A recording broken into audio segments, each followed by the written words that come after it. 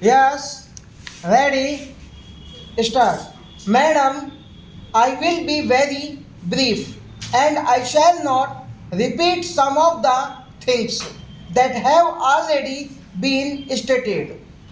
I do support the motion moved by the Honorable friend.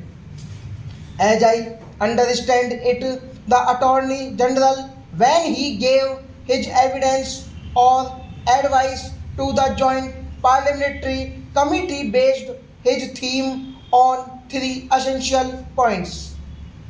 One is that you cannot prove the negative, that the non-existence of middleman or agent or whatever, despite the fact of the payment of rupees 64 crores as a condition precedent to the contract, which he had not actually seen. Therefore, the condition precedent to a contract which he had not examined and which the JPC also had not examined was sufficient ground to say that you cannot ask to prove the negative, and thirdly that condition precedent can also be oral. These were largely the three essential points which raise questions which I believe only the Attorney General can answer, because the legal experts and the Treasury benches would suppress their expertise and would rather come out with partisan aspects of that which is unsustainable. The Attorney General spoke of the Evidence Act.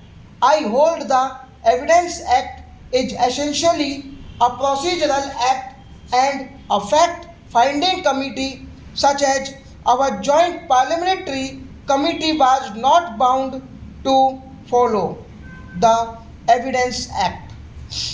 There are also exceptions to the Evidence Act, like the principle of the primary burden of proving a fact lying with the party that asserts the existence of a thing.